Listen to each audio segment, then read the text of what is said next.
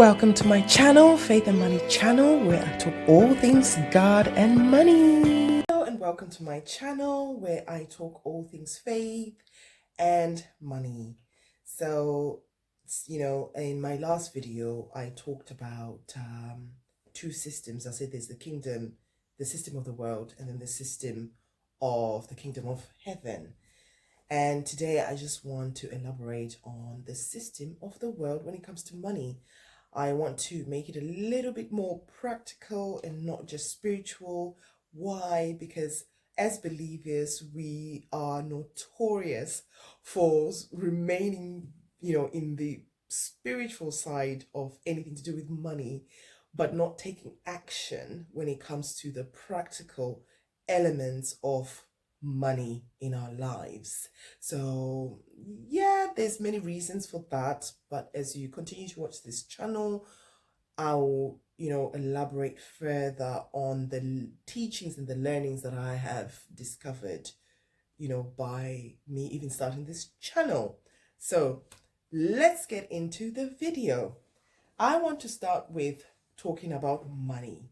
So you all agree that money actually plays a very important role in our lives. Everything that we do seems to run on money, unless you're one of those people who live on some eco farm where they built it themselves.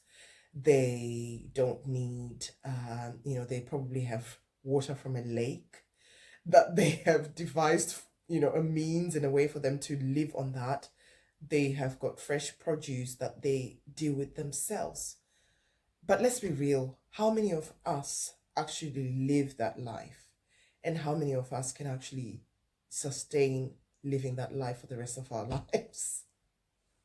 I don't know, So we're going to bring it back to the reality of our lives, which involve money. Is the tool of exchange that we use to buy goods, to buy services, to attach value to things.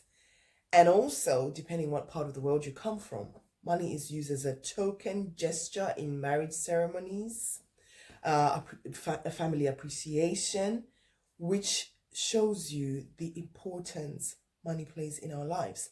And as you look up through the Bible, right from the beginning, you can see that this whole thing about giving commodities and giving something that has some kind of value that's like monetary value was always a symbolism of appreciation, of attaching value. So with that, I'm just going to start with the scripture that I was pondering on. I've been pondering on it for quite a while, and it's Ecclesiastes 7 verse 12. And it says, "For wisdom is a defense, as money is a defense. But the excellence of knowledge is that wisdom gives life to those who have it."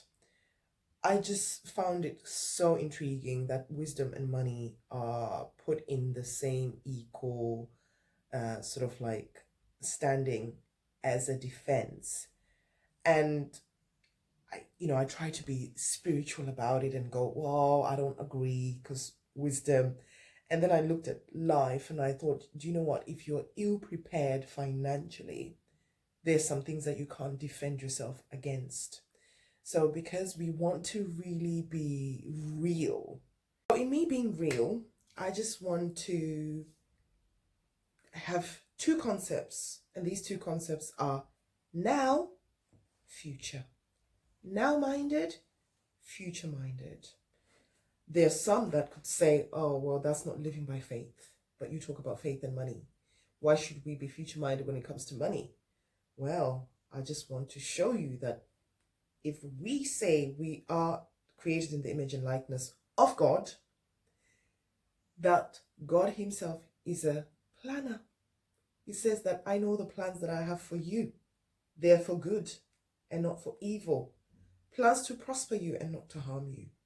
So you've got to get yourself in God's plans.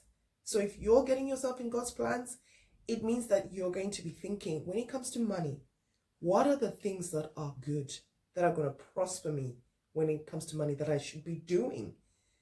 And those are the steps that you should be taking with your money, with your finances as you live. which means you can't just base everything to the now.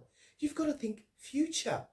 And when you think future, use what is practically here on earth for you to do. What is it that is there that you should be doing? There are various means and methods for you to think now and also think future. And those are the practical things that I just want to challenge you as a believer. What are the steps that you're taking right now to prosper your money, to prosper your finances? What are the things that you are doing to look at where you are right now and think, okay, I could be in a job and I can see that I've got this big God-sized dream. It's going to require more of me. What are the practical things that you are taking towards you accessing that dream in the future? It's good to pray. There's nothing wrong in saying I've been praying and I've been praying about it. But you've got to take some steps of faith. You've got to make some moves towards that future. It's not just looking at your finances, but it's looking at what are the ways that I can increase what I have to do what God requires me to do. I don't even know why I mentioned that. I wasn't going to mention that. I was just simply going to stick to money is a defense. And the wisdom in knowing how to make that money grow, those wise decisions that you make are the ones that save your life. It's not the money itself. It's the wise moves that you make towards money being a defense in your life, towards money being a defense to your loved ones. In this video, I'm going to burst your spiritual bubble of, oh, I just pray and I have faith. And, I'm just waiting for the overflow of heaven to come down on me and just say, you know what? God is like, it's already there for you to be able to do these things that will prosper you financially. But you're not taking any steps. You're not making any faith moves. Do you know it's harder to have faith that God will bring you things when you don't make any faith moves on earth? When you don't just challenge yourself to say, you know what? I am going to practically take a step to see my money grow by saving it, by investing it, by growing it this way. It's harder for you then to believe that God is just going to bless you financially. I don't know, maybe somebody might beg to differ, but I would love to know, what your thoughts are. So I pray that this video blesses you. I just wanted to talk about the practical aspects of money being a defense in our lives, the wisdom and how we can get that wisdom is by seeking that wisdom. It's by seeking that knowledge that is required to make our money grow and not staying in our church pews just praying and believing. So be blessed and make sure you subscribe to this channel so that you become part of this faith movement. God bless you. Bye.